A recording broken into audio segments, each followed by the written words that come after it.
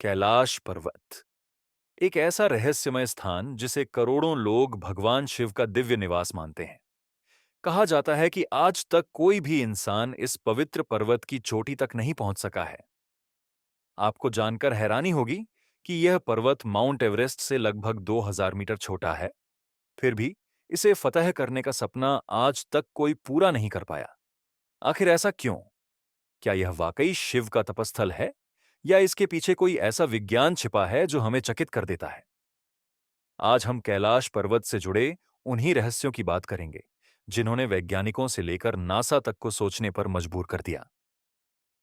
Mount Everest की ऊंचाई 8,848 metre है, जबकि कैलाश पर्वत की ऊंचाई 6,638 मीटर मानी जाती है। यानी लगभग 2000 मीटर का अंतर होने के बावजूद दुनिया के हर कोने से पर्वतारोही एवरेस्ट पर पहुंच चुके हैं। पर कैलाश आज भी एक अनसुलझी पहेली बना हुआ है। धार्मिक मान्यताओं के अनुसार यह भगवान शिव का परम निवास स्थल है। कई लोग तो मानते हैं कि यहां आज भी स्वयं भोलेनाथ गहन साधना में लीन है और कोई भी इंसान अपने भौतिक शरीर के साथ यहां नहीं पहुंच सकता। कहा जाता है जो भी यहां चढ़ने की कोशिश करता है वह दिशाहीन हो जाता है या फिर रहस्यमयी परिस्थितियों में लौट आता है। माना जाता है कि केवल दिव्य आत्माएं ही यहां तक पहुंचने योग्य होती हैं। कुछ यात्रियों ने यह तक दावा किया है कि कैलाश के निकट पहुंचते ही उनके बाल और नाखून असामान्य गति से बढ़ने लगे। वैज्ञानिकों का मानना है कि इस क्षेत्र में एक शक्तिशाली चुंबकीय क्षेत्र, मैग्नेटिक फील्ड, मौजूद है जो वहां की भौतिक परिस्थितियों को असामान्य बना देता है। अमेरिकी अंतरिक्ष एजेंसी नासा ने भी इस पर्वत और इसके आसपास की अनोखी घटनाओं का अध्ययन किया था। रिपोर्ट्स के अनुसार नासा के उपग्रहों ने यहां एक रहस्यमयी इलेक्ट्रोमैग्नेटिक ऊर्जा क्षेत्र दर्ज किया था, जिसका स्रोत आज तक वैज्ञानिक खोज नहीं पाए हैं। यह भी कहा जाता है कि कैलाश के आसपास समय का प्रवाह मानो सामान्य से तेज महसूस होता है। कई लोगों ने अनुभव किया कि वहां उनके शरीर में तेजी से बदलाव आने लगे थे। नासा ने भी यहां चुंबकीय असंतुलन की पुष्टि की है, पर इसका मानव शरीर पर प्रभाव क्यों पड़ता है, यह अब तक एक रहस्य है। रडार सर्वे के दौरान कुछ ऐसे संकेत मिले हैं जिनसे यह अंदेशा होता है कि पर्वत के भीतर खोखले स्थान और सुरंगें मौजूद हो सकती हैं। कुछ सिद्धांत तो यहां तक कहते हैं कि इस पर्वत के नीचे किसी प्राचीन सभ्यता या संरचना के अवशेष छिपे हो सकते हैं। अब सवाल है, क्या इन रहस्यों का कोई वैज्ञानिक स्पष्टीकरण है? आइए देखें विज्ञान क्या कहता है। सबसे पहले बात करते हैं इसके पिरामिड जैसे आकार की। वैज्ञानिकों के अनुसार लाखों वर्षों तक हवा और बर्फ के क्षरण, इरोशन ने इसे एक लगभग पूर्ण पिरामिड जैसा रूप दे दिया। अब चुंबकीय क्षेत्र की बात करें तो इस इलाके की चट्टानों में क्वार्ट्ज और मैग्नेटाइट जैसे खनिज पाए जाते हैं जो प्राकृतिक रूप से चुंबकीय गुण रखते हैं। यही इस क्षेत्र की अजीब चुंबकीय ऊर्जा का कारण हो सकता है। जहां तक समय के तेज बहने की बात है, एक्सपर्ट्स का कहना है कि यह वास्तविक नहीं बल्कि ऊंचाई, ऑक्सीजन की कमी और आध्यात्मिक वातावरण से उत्पन्न मनोवैज्ञानिक प्रभाव है। और सबसे महत्वपूर्ण बात, यहां चढ़ाई करना इतना असंभव क्यों है? विज्ञान बताता है कि कैलाश की चट्टानें अत्यंत कमजोर हैं। ऊंचाई और मौसम इतना अनिश्चित है कि वहां चढ़ना जानलेवा साबित हो सकता है।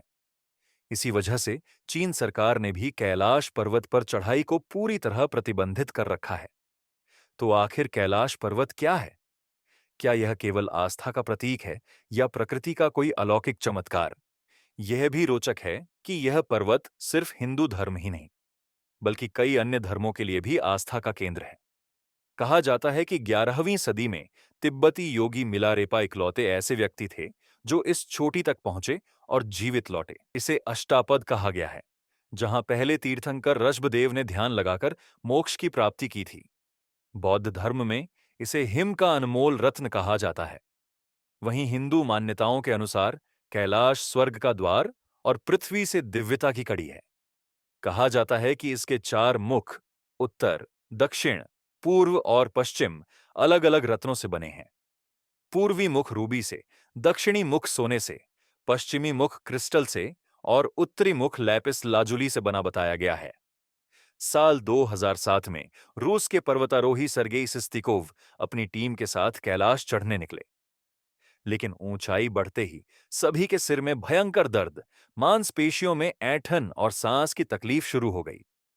सर्गेई ने बाद में कहा कि ऐसा लगा जैसे यह पर्वत हमें स्वीकार ही नहीं कर रहा था, इसलिए उन्होंने वहीं से नीचे लौटने का निर्णय लिया। हालांकि यह साफ नहीं है कि उनकी यह यात्रा आधिकारिक थी या निजी, क्योंकि 2001 से ही चीन ने यहां चढ़ाई पर रोक लगा रखी है। एक अन्य पर्वतारोही कर्नल विल्सन ने भी कई बार प्रयास किया, लेकिन हर बार जैसे ही वे आगे बढ़ते, मौसम अचानक बिगड़ जाता और उन्हें लौटना पड़ता। इन घटनाओं ने कैलाश पर्वत को एक दैवी संरक्षित क्षेत्र की तरह बना दिया है, मानो यह स्वयं ईश्वर द्वारा सुरक्षित हो। कुछ वर्ष पहले जब चीन ने यहां पर्वतारोहण अभियान चलाने की योजना बनाई, तो दुनिया भर में भारी विरोध हुआ। लोगों ने इसे भगवान शिव के निवास में दखल मानते हुए धार्मिक भावनाओं का अपमान बताया। आखिरकार चीन को यह योजना रद्द करनी पड़ी और कैलाश को आधिकारिक रूप से नो क्लाइंब जोन घोषित कर दिया गया। अब बात करते हैं शिव पुराण में वर्णित कैलाश के दिव्य पहलुओं की। यहां भगवान शिव को परम योगी बताया गया है, जो कैलाश के शिखर पर ध्यानमग्न रहते हैं।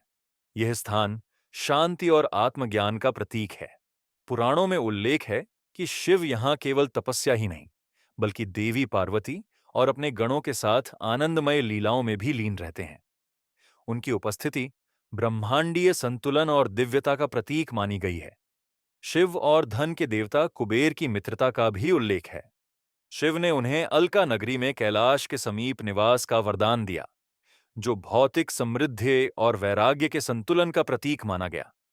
शिव और पार्वती का दिव्य मिलन ब्रह्मांडीय सामंजस्य का प्रतीक माना जाता है, जहां प्रेम, त्याग और ज्ञान का संगम होता है। तो दोस्तों, आपका क्या मानना है? क्या कैलाश पर्वत आज भी विज्ञान की पहुंच से परे एक रहस्य बना हुआ है, या यह वास्तव में भगवान शिव का दिव्य साधना स्थल है?